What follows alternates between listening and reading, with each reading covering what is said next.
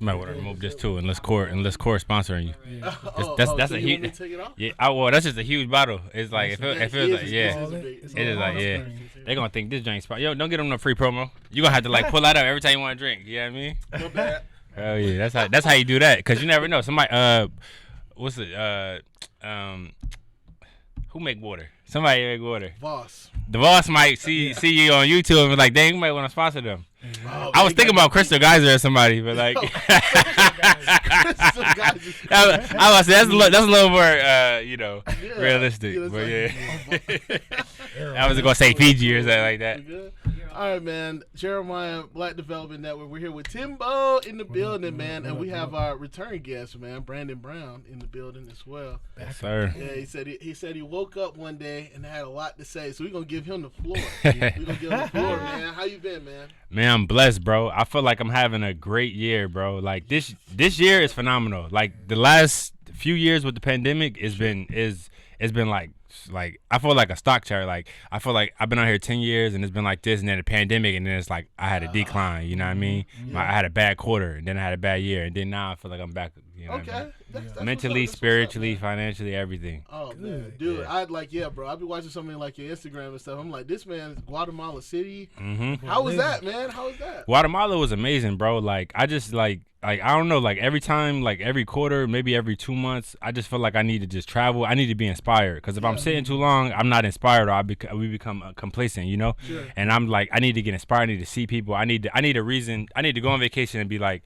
all right, I can't wait to get back and hustle so that I can go on vacation again. Right. That's just how I be thinking. Yeah, Yeah. man, true. that's Canada for me in May. Yeah, so, man. yeah, You going to man. Canada? I will. What- be in what part? Toronto. Oh, I'm originally from Buffalo, so Mhm. that's like 45 minutes. Like we like neighbors. We used Yeah. to drive there every weekend. Yeah, Yeah. man. That's dope, man. So, Yeah. hey, man, that's the same thing, man. I hope I get to like recharge a little bit. Recharge the You know what I mean? Because it's hard out here, bro. It is the grind is super Yeah. hard out here and GTA. stuff, man. Yeah. So you got the hat on. Yeah. So you was on Bel-air. You was Yes, on sir. season 2 of Bel-air, man. Yeah. How was that? Oh, Man, it was an amazing experience. I'll tell you like how I manifested it. Like, so I just seen the whole process of Bel-air for like the past few years. Like literally, like there's a guy named Morgan Cooper, right? I don't know if people know the backstory about Bel-air, not like the Fresh Prince, but like how this new show, like this guy named Morgan Cooper, he was like a cinematographer, a DP, and he wrote and shot his own like trailer of like what would a dramatic Fresh Prince look like,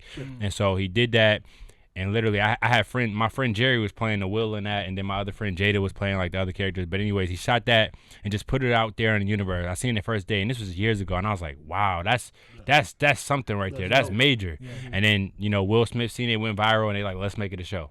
And so that's just literally how that came about. Him just making a trailer and just putting it out. He didn't have no industry connections, nothing. He just put it on YouTube, but it was so good that I was like, oh, I could see this as a show. Yeah. it was years ago. Yeah, that was years when he did that. And so I remember when they first started casting. So I seen it from that part. And when they first started casting, like I don't know, like 2 years ago or something, I was like, oh, I need parts. I tweeted that. I was like, yo, they casting for Bel-air. I need parts. So I tweeted that. And then like a year later, no, I think later on that year, I got an audition, and it was for just like a basketball player. It was a small part for the first episode of the first season, and it was like in a locker room, and I did it, and I didn't get it. And I remember I was just like a little tight. I was like, dang, I want to be on the show so bad. Yeah. I didn't get it. Season came. That season happened. First season, it was done. I loved the show. I loved the show so much. The first season that I ended up painting Jabari. I'm a painter too. I painted him a portrait of him randomly. He followed me on Instagram randomly one day, like after the show came out. I don't know. He just seen my gram. He followed me, and I painted him. And then I was just like, that was earlier in the spring. And then later on in the fall, I got another audition for the second season. Sure. And it was for a character named JB. You know what I mean? A lot more dialogue than the first one. Yeah. And See your audition tape. yeah. and I was like, and I booked it. You know what I mean? Off of one audition. Nice. And it's crazy because I just was like, I was tight about the first one that I didn't get, and it was a small part, like just a one-liner. Yeah. But if I did that, I wouldn't have been able to do this other role the next season, because Absolutely. Once you're established on the show, they can't have you be somebody else. Yeah, Sure. bro. So, that first role wasn't Hey for man, you. that's Yeah. so, Second yeah. one was for That you. first Yeah. one fool's gold, and you came back and manifested something better, man. Yeah. That's cool, man. Just how was it? How was the atmosphere? How was the cast? Bro, everything about that show was amazing. Like Yeah. like I'm talking about from the people, like like the PAs, like Sure. everybody's super nice. Jabari is super nice. All of the actors, like I just came there. I didn't want to intrude. I just came there when they was filming the first day. I was eating lunch and they was like, "Yo, come sit at the table with us. Come eat with us." Everybody just like mad, welcoming, humble. Like Sure. everybody on that show deserve everything that they got. Like all the success that's coming to them. That's dope, man. That's Did you dope. shoot it in studio?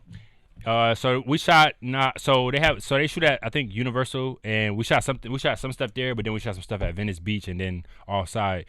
So actually people don't know, like that show, like I was supposed to, so I did the first episode. I was supposed to be in multiple episodes, but literally after we did that first show, that first episode, like at the end it's like we like plotting on Will, and then the showrunners or whatever, I guess something happened with them, like I guess the exec said that it was too dark. Like the writing was too dark? Yeah, like where we were going with it. Oh. Yeah, so basically they revamped it and they made it like softer and lighter. Yeah. The rest of those episodes after the first episodes, because that first episode it ends with me and the dude Doc. I don't know if you've seen it. It ends with me and Doc, and we like plotting on Will Smith after we find out that his uncle a billionaire. Yeah. That's literally the last scene of the first episode, and then you never see me again. Mm-hmm. And then cause they switched up everything. Yeah, but people don't know that though. Yeah. And so they literally fired the showrunners too, and they replaced them. And what the woman who wrote the first episode, she was the writer at the time, and then she became the showrunner. Is that normal? That's Hollywood, yeah. Oh, okay. I guess, yeah, that's Hollywood. It's like in the middle of it, right? Like Yeah.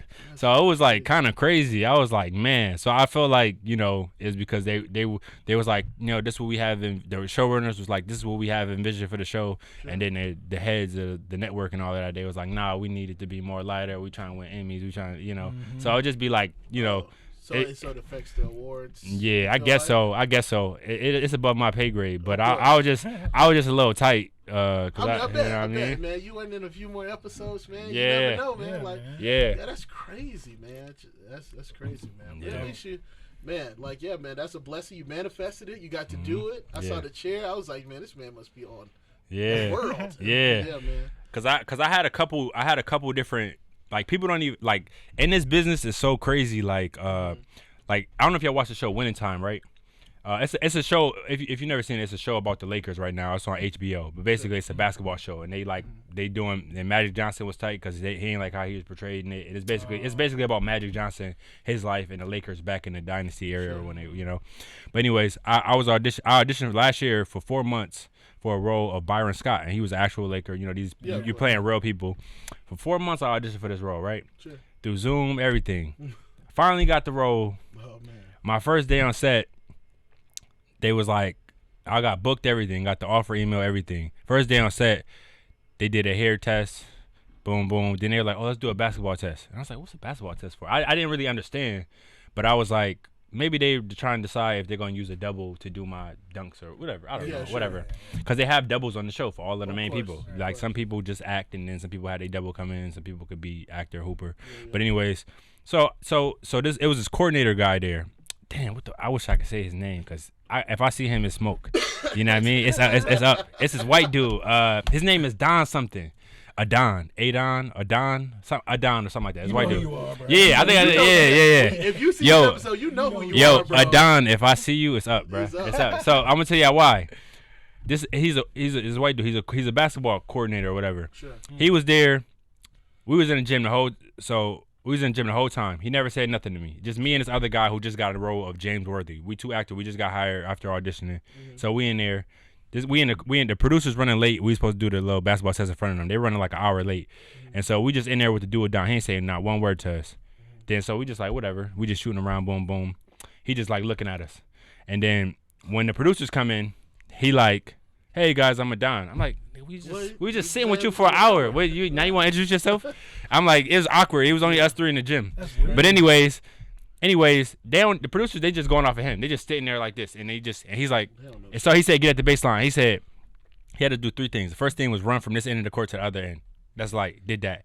Then it was like, oh, running this end of the court, and only 3 dribbles, get to the other end of the court and do a layup. I was like, and only 3. I don't know if y'all know how long a basketball court is, but only 3. Yeah, that's what I said. Only 3 dribbles. So I'm throwing the ball mad. You know what I mean? Yeah.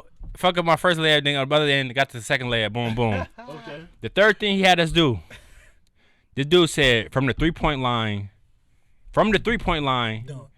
do a one-handed dunk off 1 foot. Nah. I was like, Wait, what? I was like, huh? And so my first dunk, I stepped a little bit in front of the 3-point line, did a one-hand dunk off 2 feet, and then he yelled, he was like almost mad, but I was like, I didn't realize it until later. I was like, he wanted me to look bad, but he was watching us and seeing what we can and can't do, and so he tried to get us to do everything that he felt like we couldn't do. Long story short, I couldn't do the dunk behind the 3-point line, and then the next day they recast me. What?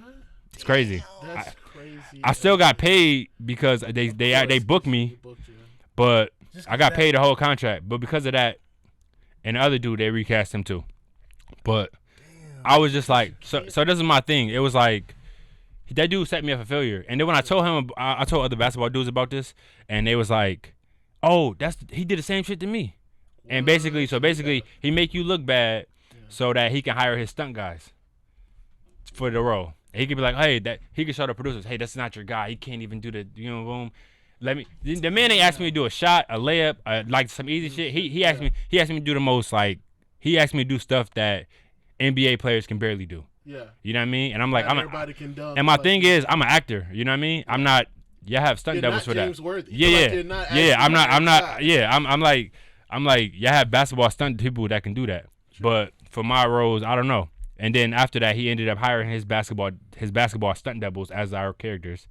That's crazy. It was some shady shit. That's crazy because, like, in Homecoming, they did have, like, the tennis player, the young lady who was the star of the show, but they had a stunt double for her. So, like, if she couldn't do certain things, I think I told you about that, where they looked like they were like professional tennis players. Mm-hmm. Yeah. Like, they were really playing. So, if she couldn't do it, like, they just said, all right, step out. Yeah.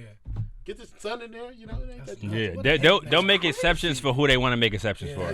I remember years ago I was doing background for All American. The first pilot episode was this guy Daniel Ezra. He plays the lead Spencer. Sure. He's a British kid. Mm-hmm. Never played football in his life at the time because they play soccer over there. I remember being on that set. I was doing background as a football player, and I was talking to him in line. He was like, "Yeah, I never played football before, mate." He was just happy to be there or whatever. Sure. And then I remember, like, they had a stunt double catch the ball, and then he would pop up on the other end as if he just caught the ball.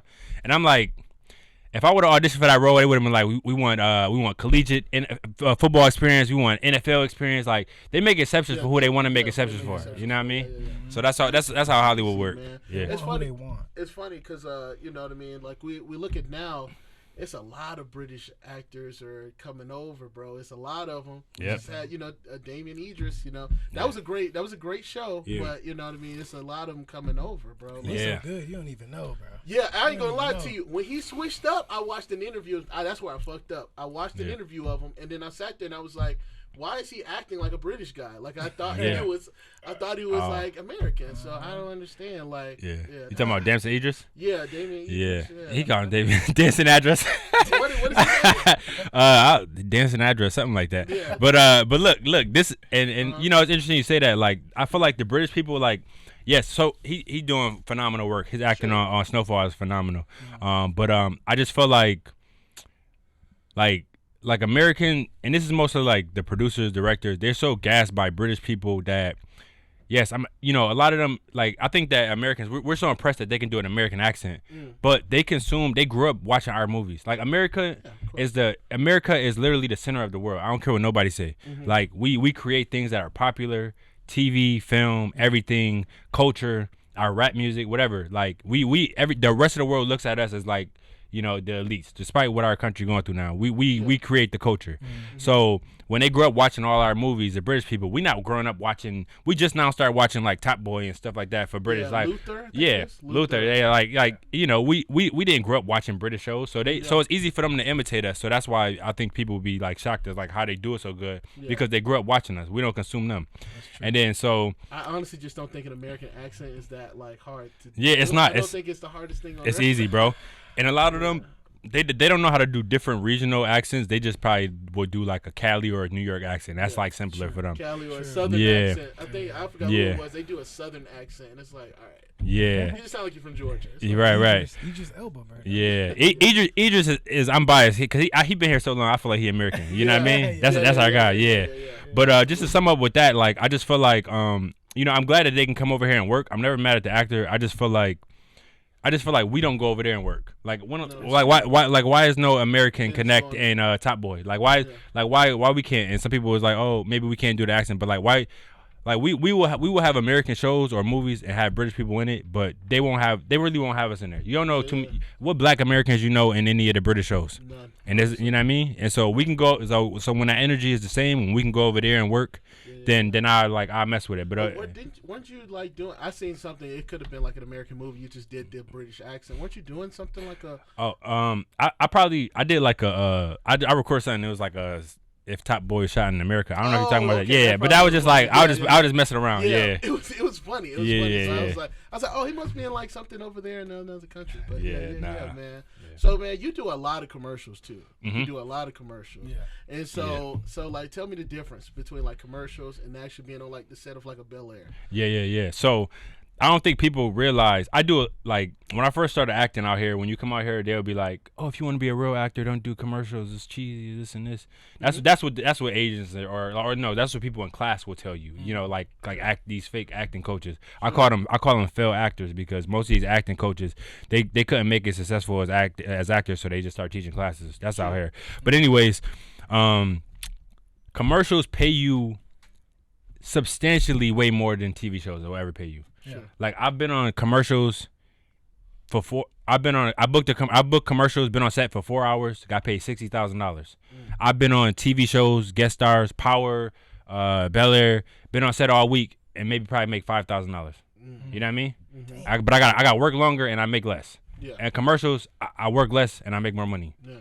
Commercials pay you crazy amount of money. It's like insane. It's not you even. Just telling us about what commercial that was that went like over the pandemic. Yeah. That commercial where you exactly got paid. You got paid. Yeah. You know what I mean? It was a Domino's commercial, and I don't think people realize like everybody's a principal. If they can see you in the commercial, you're a principal. So it's like I did Domino's commercial. You see I got booked as a principal, but you in a commercial you can only see me for like maybe a second or two. Sure. But I'm in a commercial. That's all I needed was that second or two, identifiable. Mm-hmm. And so the more that a commercial airs, then the more you get paid. If it's a national commercial, you'll get residuals. So that Domino's commercial, when the pandemic happened, they couldn't shoot nothing, and so all the sets got locked down. So they just kept airing the same commercial over and over and over again, and it was just like I got paid like $60,000, something like that. You know what I mean? It was crazy. Yeah. Do you still make like residuals off of that? Do you ever see like so after a commercial kind of do its run, it will be done, and for recently I did a commercial. It was for the Black Tux. I did it years ago, like maybe 6-7 years ago, and just literally they hit my agent. They was like, "Hey, they want to renew this." So basically, they want to reuse the same commercial, and then they're gonna pay me another fee. Cool. You know what I mean? So it's a blessing, bro. But when you do TV shows, you'll get residuals. Like for Power or like whatever you on the TV show, like you'll get residuals for that, like for a while. Yeah. How does that work though? Like every time your episode airs? Like every time an episode with you in it airs. So there's like a union, like Sag-aftra, or like they have your social. Like it's not something that you track. It's like a whole, it's a whole system that tracks the airings of the episodes and stuff. Sure. And so basically, so when you first do an episode or something, you'll get like residuals in the mail, and the largest amount will be that first time it airs because the most people are watching that, I think, at that time. Mm-hmm. But over time, like 10, 15, 20 years, like I seen like it'll be people like, "Hey, I did Friday back in the 90s and look at my residual check. It says 10 cents on it," or something like that. Yeah. The longer that it aired, the longer time go by, the less you get paid. For sure. It's less people watching it, and that's just how that works. Yeah. You know what I mean? Do you have an agent that books for you, or do you have So I have an agent, I have a manager, and I book myself. I self-submit. 90% of my own jobs I get. You know what I mean? Yeah, I self-submit. Actors Access, LA Casting, like nonstop. I do more auditions than an average actor. I do like maybe 10 to 15 auditions a day. Yeah. Like it's kind of crazy. 15 auditions a day? Yeah, a day. And most of them are like self-tape. Like you record it at home. Like I submit all day long. I'm doing them at home, and it's a numbers game. The more you do, the more your odds come back. You know what I mean? Yeah. Do you recommend agents? Do I recommend agents? I do. I think that it's a way so you can get your own jobs on your own, but like if you want to get like the more higher paying ones, like if you want to be like Jay from State Farm or something like that, or like a series regular role in a movie or something, you need those are the times where you need an agent, because certain big auditions, they're not gonna allow somebody to self-submit. They're gonna go through your agent. That's just what they do. But like just everyday work where you can make a couple $100,000, you can get those on your own by self-submitting. I think that a lot of it's hard finding a good one because a lot of these execs they're like predatory, you know, like managers specifically, like they'll come out here, they'll tell you like they want to take like 15, they tell you they want to take like 15 to 20% of your money. They want you to sign like a 3-year contract, all this stuff. Like I don't. First of all, I don't sign any contracts, and I'm like, and that's like kind of unheard of unless you like, you know, start something. I don't sign no contract with an agent or manager. Like my contract is my handshake. Like that's it. Like my agent right now, I don't have no contract with manager. Like we work together. You send me your audition, I book it. The check come to you. You get your percentage. You mail me a check. Yeah. If we can't have a simple transaction like that, we don't need to work together. But you're not about to have me in this predatory contract where, you know, I gotta, you know, maybe you're not doing your job, but I'm in contract with you. A lot of actors get got like that. The agents don't do nothing, and then the person, you know, the actor, they might go and get a gig on their own, but the agent's like, oh yeah, you're still under contract, so you got to give me some of that money, even though I didn't work for it. What if you have an agent, but you book on your own? You still got to pay that agent? I mean, you didn't do the work. You didn't do. I mean, I wouldn't.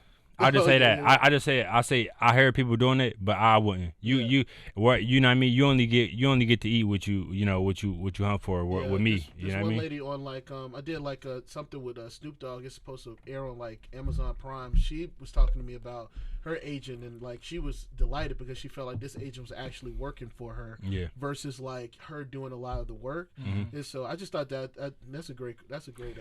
So she said she gave him a percentage. So she said that she just really she didn't highlight like exact like the because I was asking her the same questions like what do you call a bad agent? So I was like, you know what, you know, she was just mostly saying like if they're working for you and stuff like that, but that's so broad. Yeah. So like let me go into depth on that because I've been in a situation where maybe an agent was good and they would submit me to a lot of auditions and I didn't book nothing that they submit me on. Sure. And then like on my own I booked something. Like it could be weird like that. Like I can book stuff on my own, but then some certain specific stuff that the agent give me I can't book it for some reason. I would probably get them a percentage because they're working for me. Working for me is simply you getting me meetings, you getting me auditions. That it could be as simple as that. Sure. A lot of these managers, like they'll sign with you, you won't never hear from them again, and then they'll just sit back and they'll wait until you collect. And then so the managers, they won't submit you on commercials, but they'll be like, hey, and you'll have a separate commercial agent, right? Mm-hmm. And you'll just get commercials through your commercial agent. And the manager, they'll sign you and they'll be like, they won't submit you commercials, but they'll be like, hey, I manage you, so I need to get that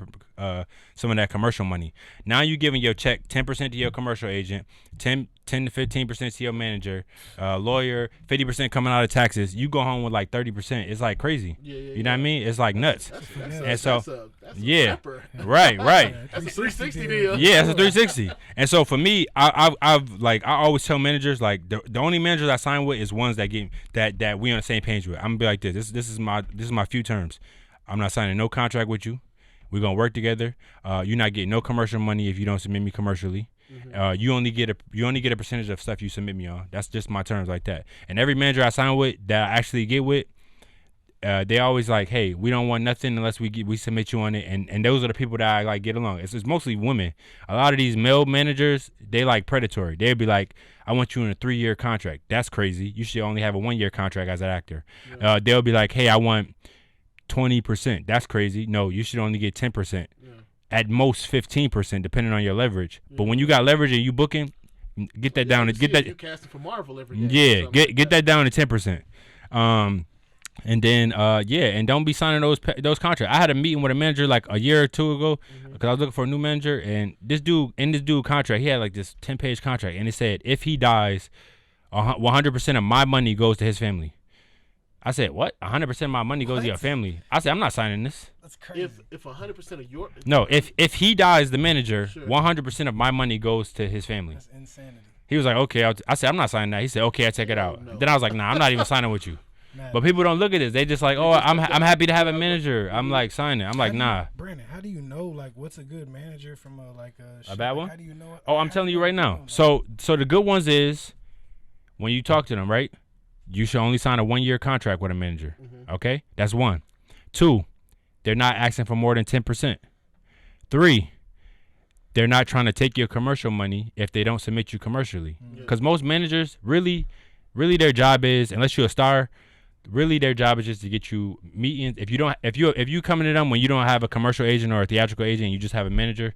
They're supposed to get you meetings with a commercial agent or a theatrical agent. So they're supposed to help you get an agent, and then also they have the power to get you theatrical auditions. So managers can also get you TV show auditions just like a theatrical agent. They could do that. But a lot of the managers don't work on commercials at all. And so for them to be like, oh, we want to make all your money. Like any manager that I've actually been with, I've booked jobs on my own. They've never been like, oh, I need a percentage of that because they know that they didn't work for that. Yeah. But if you were a manager and they asking the percentage of stuff you got on your own, or if they like watching your social media and they like, hey, what's this job? I need a cut. Don't get with them. They're predatory. That's how I would say it. That's crazy, man. Yeah. That's so crazy. So like, Brandon, if an actor is just moving here from wherever, bumfuck Egypt, Yeah. all right, and never even moved to Cali. It's a good place to be, bro. You know what I'm saying? Yeah. Never been out to Cali. Like the first thing, and he wants to be an actor so bad. Yeah. What is the first thing that this person should do? Man, I would say it's different. Like, it's no one road. It's no one path to being an actor and being successful at it. I've seen people. I remember when I came out here, I was like, I'm just gonna walk around. Somebody gonna see me. They gonna want me in a movie. Yeah. And somebody, right. I was like, I'm popping my city. I'm gonna come over here. They gonna be like, yo, I want you in a movie. Yeah. And then, Oh, you look like. yeah, exactly. I'm like, yo, I'm the next Denzel. I'm the next Tay Diggs. They was like, they was like, it's gonna take you 10 years. I was like, 10 years. It's gonna take me like 10 weeks, man. Fact. I've been out here 10 years. You know what I mean? Let's just say that. They didn't Let's just say that. I've been out here 10 years doing this. And then I also seen people come out here, get their first audition, book it, go on and don't even know what it's like to ever do background. They just went on. Just take on. I had a kid. It's a dude, right? I was friends with him. I met him. He first came out here. Seen him walking down the street. He auditioned for. Seen him. Just was like, you know what I mean? We chopped it up. We became friends. He had an audition for Grownish. I auditioned for it too. And then he got the role. He never auditioned. He had did like one thing prior to this. It's like it's like his first week out here. Mm-hmm. And then he got that role. And then it was like a recurring guest star. He's playing like Yara love interest. It's like in one of the first seasons. Boom, got that role, took off. Then doing, you know what I mean? I was helping him do all his auditions. You know, he auditioned for All American at the time. Oh, this is when All American first came out. Nobody knew what it was. His first pilot. I looked it up. I was like, this guy. Oh, it's about this guy named Spencer Pasinger. Like, yo, message him on Instagram. I think I wrote the message for him through his Instagram. I was like, yo, message him and be like, hey, I'm auditioning because he got the audition for All American to play the dude, Spencer. And then the guy Spencer actually responded back. And he was like, hey, man, I seen you in Grownish, you know what I mean? So I was just like, yo, it's just crazy. Just basically, this dude just took off. I remember he didn't even want to do auditions. He didn't even put no effort in. Like, he just, his path was just different. Yeah. I remember doing recording auditions. He didn't even want to do it, put no effort into it. But then I'm just like, man. And then he got on BMF and then everything else. You know what I mean? So I was like, yeah. It's just like, it's crazy the way everybody's path, like you said, everybody's path is different. Yeah. But it just sucks though, because it's like, damn, I got to put in all this motherfucking work, and this dude here doesn't want to do anything. It just gets to the top, man. I was like, man, I would kill to have this like audition. I was like, he's like, man, I don't even want to do this. I'm just like, man, it's interesting to see certain people. You know what I mean? But I just look at it like this: like somebody's chapter 10 is different from my chapter. You know, I might be on a different chapter of my life, basically. And still burning. You still burning. Yeah, you getting there. Yeah. Man, I seen one of your posts where you was like, I want to do at least 30. I think if I read that post, yeah, commercial. Like, yeah, I want to do at least 30 this year. Yeah, the average person does like one commercial a year. If they, you done like 10. Yeah. If they lucky. If they're lucky. Yeah, I'm having a. Yeah, bro, it's a blessing. I'm having a phenomenal year. I just booked a commercial today. Yeah, oh wow. Yeah, it's like crazy, bro. Thank you. And so it's for Zillow, but this will happen. I'm gonna tell you something that's like really crazy, right? Watch one. What was the watch one? Oh, watch one. The watch. It's a watch. It was on YouTube. It was an advertisement. I seen you on there. I don't know, man. I'd be doing something. You don't even remember. I think I've literally done. I've done like over 200 commercials. That's insane. Yeah. I've done over 200 commercials. Yeah. But I think throughout this last 2 years, I think a couple years ago, some girl put a curse on me, right? And for real, it was an African chick. It was she put a curse on me, for real. And like that's why like shit was like, you know what I mean, going down. And then somebody messaged me on Instagram like earlier at the top of this year, random ass page. And I went to this like spiritual priestess or whatever, and she just started telling me all this shit about myself. I just randomly look at the message and I was like, whoa. And then, you know what I mean? And she was like, hey, somebody put a curse on you. Like, I can lift this curse. And then, mind you, this could be a bot or something. But I was just like, but it just really resonated with me. Yeah. And so they just told me all of this shit. They was like, you need to do this and write down this and then burn it and then into a candle and blow it into the wind and do this. And I did everything. And after I did everything started taking off. Man, it was like crazy. Like that is crazy. Bro, who's the African chick? Like, what was you it's a long story. I don't want to give her no clout. You ain't gotta give her no clout. That's a story for a different day. Let's talk about dating as an actor. Let's talk a little bit about that. Like what is it like? Because we see, the Instagram posts. We see, you know what I mean. Like, is it all actresses and models, Brandon? Yeah, man. Yeah. Do you ever target like regular women? Yo, I would never want to date like an actress or nothing. I would date like I would love to date regular women. I think as men, like you could see a chick working at like In and Out and she's just fine. Like and you could be a rapper, but she's fine. You know a fine woman when you see her. Mm-hmm. We're not really pressed about that. I think if a fine woman, like you have to be a successful man for them to want to mess with you. Sure. Like men, like we see it all the time. Like rappers, they date everyday girls that look beautiful. Sure.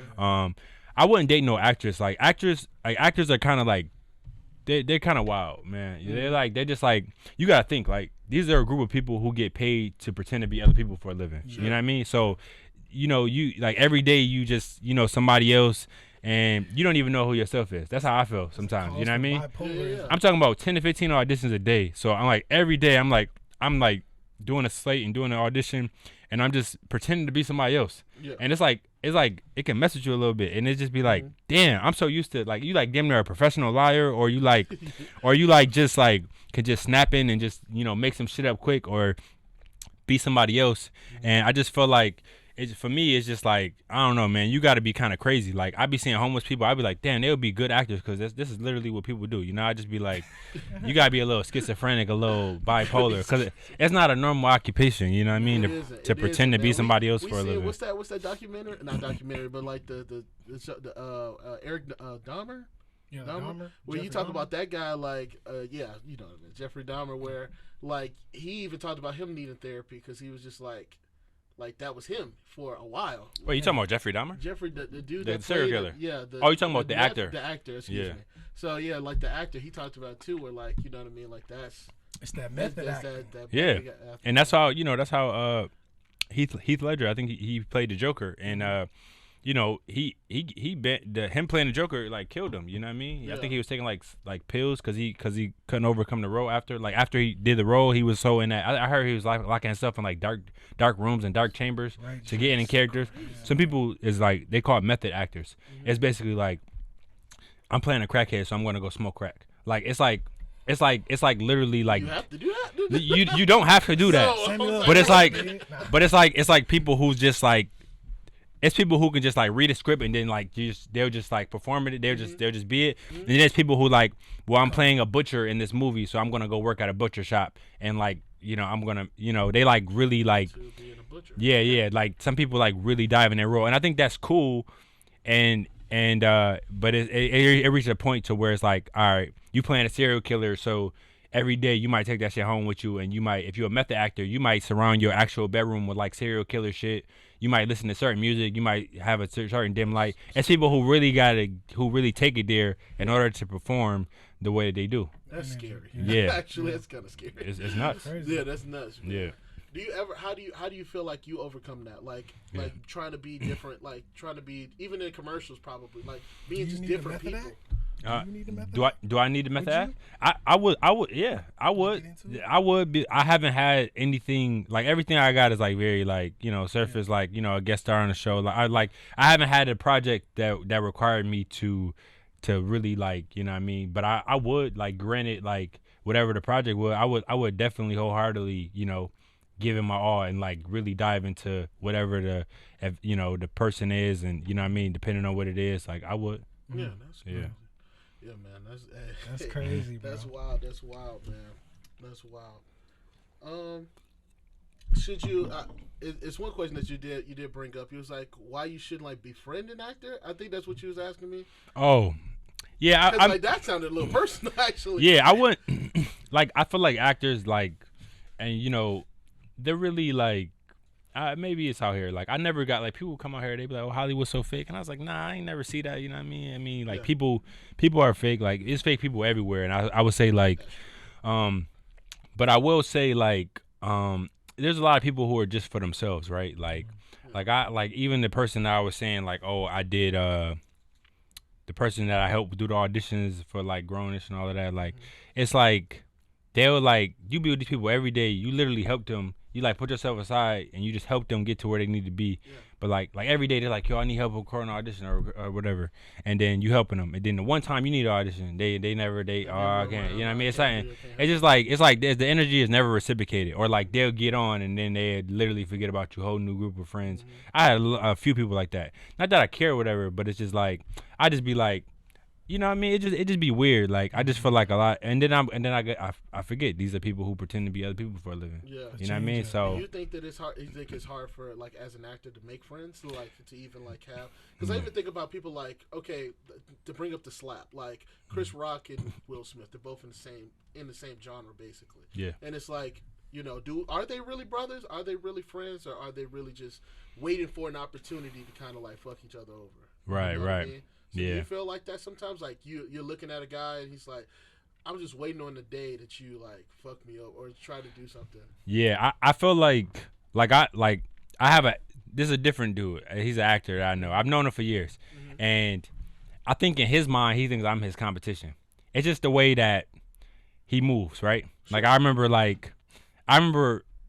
I got an audition one time and it was like this project and he was like, it was this project. Sorry, I'm trying not to be too specific because I'm like, hey, look. But I'll leave this cut out. He'll have to watch. No. We not cutting that. But look. But basically, like, it was this project, and it was like everybody was sitting in a group chat, and it was like, actually, I'll give you a few scenarios. It was this project, and it was like, oh, yo, y'all got this? You know, this is the time where I first came out here. I was sharing auditions with people. Like, yo, y'all got this? Like, oh, that's all, you know, all the young black dudes, like, oh, we all about to audition for this. Literally, I know, like, you know, it's only one role. And we all really in competition with each other. Yeah. But I was more so like, hey, my audition is your audition. But, like, I ain't never get that love back. Yeah. You know what I mean? So I would be like, yo, I got this audition. And they'd be like, yo, can you send it to me? They would, like, crash auditions. That was a time where people would just like, oh, where's the audition at? Okay. I'm just gonna go up there. Yeah. I'm like, oh, my agent just sent it to me late in case I'm not on the list or whatever, and they'll let you audition. And people book roles like that. That used to be a thing. It's called crashing auditions. Mm-hmm. I used to do that in like 2014. You know, me and all the people, you know, but because you know people didn't have access to agents or they didn't get a specific audition, but they might fit the specs of like being a young black male, and they would just go up there and audition. But so I remember this dude. He was like, yo, did you get this audition? You know, this person. Nate Parker, somebody is you know, doing this. I was like, yeah, all right, cool, yeah. Oh, I was like, yeah, I did get it. He's like, yo, send it to me. I sent it to him, and then I remember he was like, and I sent it to him, and then you know I auditioned, you know, never heard nothing back. And then I remember I did like a little skit or something like a couple weeks later with him, and he was like, "Oh, I can't stay too long. I gotta go shoot something, you know, top secret." You know, I was like, "All right, cool." And then like later on, I found out that he had booked the project that I like sent to him, which was cool. But I'm just like, he couldn't share that with you. I was like, "Yeah, why you felt like you had?" I literally like, you know what I mean? And that's the crazy thing is like one thing I do love about you, just from like you said, like I'm just watching through like your lens or IG and things like that. It's like you surround yourself with a lot of black men. Like so y'all look like brothers on there. Like y'all are really cool. So I just think that's crazy even coming from you that somebody could not. I couldn't imagine like keeping that from like someone like Tim and Tim keeping something like that from me. Like, bro, go get your shit. Yeah, that's what I'm saying. Like literally, like I live by the motto like what's meant for you will never miss you, and what misses you was never meant for me. Was never meant for you. So I just I'm just like. I just felt like that. I was like, that was kind of weird. Like, you know what I mean? I wouldn't have been tripped. Like, but I'm just like, all right, whatever. And then so it's just like, I just noticed like little things where it's like, or if I book a role, I might be like, yo, I just got this role. And instead of saying like, congrats, they'd be like, dang, that's crazy. Like, who was casting that? How come I didn't get that? You know? And in their mind, they say asking those questions because they feel like if they would have auditioned for it, they would have got it over you. That's literally how they they move. That's still wild. Yeah, it's not even like a yo, congrats. It's like, damn. It's just more like, man, how come I ain't go? And I'm just like, that wasn't your blessing. You know what I mean? Like, that wasn't your blessing. Clearly it wasn't. You know what I mean? You didn't get that. I can't be on every set. I mean, it's roles to go around. It might seem like I might get a lot of gigs, but like, God told me that too. Do you feel like, I'm gonna ask you this question? I'm gonna actually tag the guy who told me that, because me and him had a conversation, just a real setup to the conversation. I went to him and I was like, we were just having a conversation on set. He was like, man, there's roles for everybody out here. And me, I was just like, sometimes, and maybe it's because I'm just getting into it, it feels like there is like a narrowness to like roles and how many people can get them and things like that. And he just like looked at me. He was like, nah, bro, like I feel like everybody can make it in something. It might not be like a main role, but he was like, anybody can make it. Do you feel like that? Like anybody can make it? Like, as far as like actors, so we would all be actors. Do you feel like there would be enough roles or enough places for us to be in, like me, you, and Tim? I think that there's enough stuff shooting everywhere for people to have. Everybody's not gonna be a star, but everybody can work. Yeah. And like me, I'm not a celebrity, but I'm a working actor. Like when I tell somebody I'm an actor, they might have never seen me, but that don't mean I'm not working on the set every day. Yeah. Like they're not watching every commercial, they're not watching every show. Yeah. You know what I mean? But I've been paying my bills acting for 10 years. But like I'm not famous, but I'm a working actor. Yeah. So I would say there's always roles for everybody. Everybody can be a star, but I don't think you have to be like beautiful. You know what I mean? You could be like a chubby guy. You could be somebody with freckles. You can be short. It's literally something for everybody. Like every single. That's one thing I realized from like doing, like when I see breakdowns, or if they'll send you like, we're looking for this amount of this person who has this look and this and that. It's literally something for everybody. Like I see castings like, we're looking for people who only have acne. We're looking for people who have blonde hair. We're looking for people who are 4'11". Like it's literally something for everybody. Yeah. That's man. Jack Black. Yeah, I mean, yeah, exactly. It did open my eyes. I actually had to like text him back and go like, man, like that actually like inspired me more. But it also like it's a perspective, because like I feel like this industry wants us to feel like that we're all in competition. Like you talk about, it makes us feel like we're in competition with each other. Like if you don't get that role, you might not ever get a role, or it might take a little bit longer, when your blessing is really around the corner.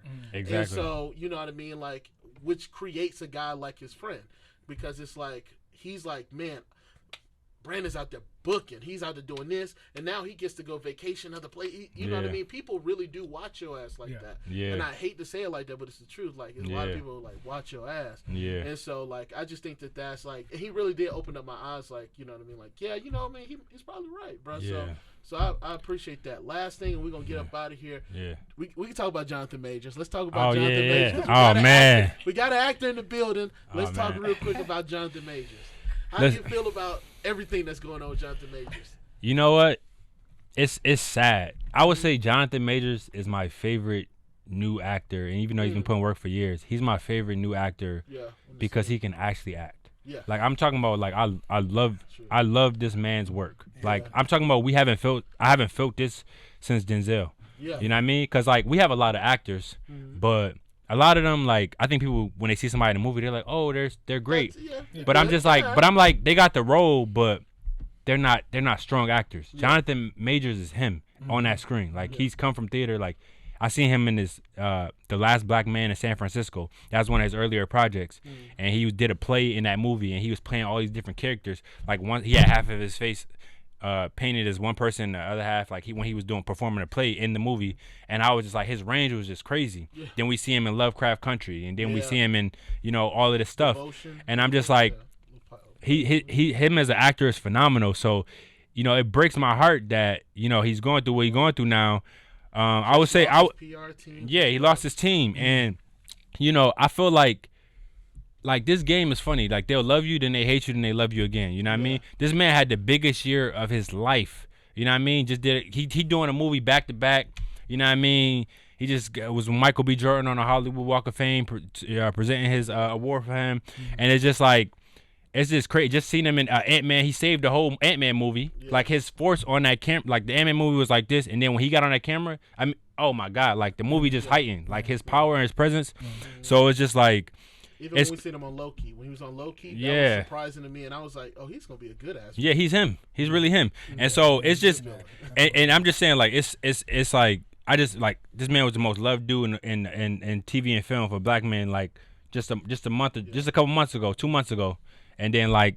24 hours. Yeah, it took 24 hours. Now everybody, let's strip him away from everything. Yeah. Now there's all these think pieces. Now this, and it's just off accusation. I'm not saying that he did. I don't know that man's personal life. If he did do that, there needs to be consequences. But I'm just saying, so far all we have is an accusation. That's the crazy thing, bro. Usually, like when stuff like this happens, pictures, videos. Yeah, I mean they all come behind each other. Yeah, double standard though too, bro. Because there's like other actors who've done. Ezra Miller's right out here. He's right out here. Exactly. And we know we know the Flash running through these streets for real. Yeah, with these little girls. Kids. All we got right now is an accusation, right? Yeah. And so just that alone, the court of public opinion is more powerful than anything. Yeah. It's just like, just that one accusation, no pictures, no verbal statement. Even though the woman recanted her stuff the next day, it's just like that's all we got, and then let's cancel him. Let's strip away all his movie roles. Let's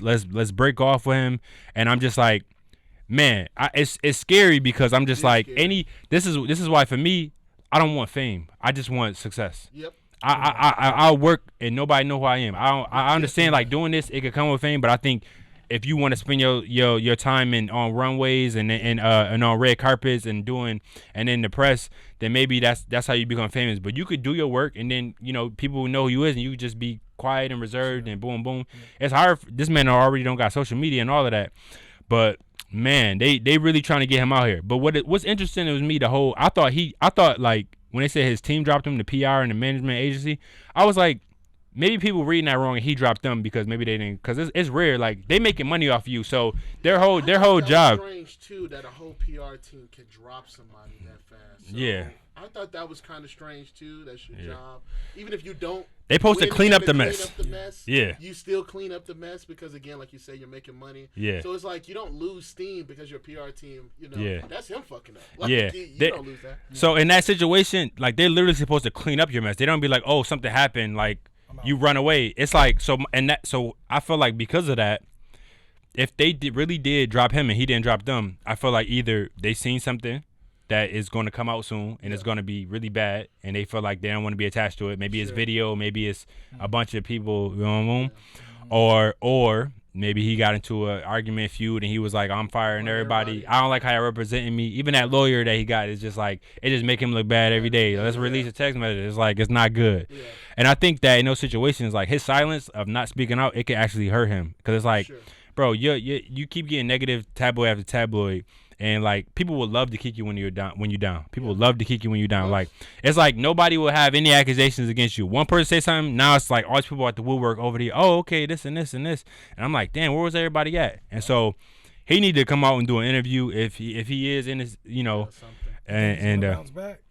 Man, will he bounce back? I would say, listen, it depends. It depends on what he says. I think that he gonna get dropped from the Marvel movies as King.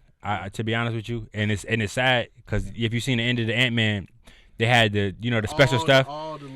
The whole thing was tributed to him. Like I'm like, man, they probably had like 6 movies lined up for him. I think he's gonna get recast from a lot of stuff because they just don't want to deal with just like the public accusations of it.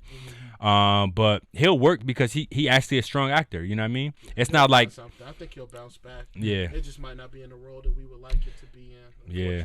What's next for Brandon Brown, though? No problem, bro. Man, what's next? Thank you for having me, man. Make sure y'all like, subscribe, and comment, dog. We're going to get up out of here, man. Peace. Yes, sir. Yeah, bro. Appreciate you. Yes, sir. Appreciate you.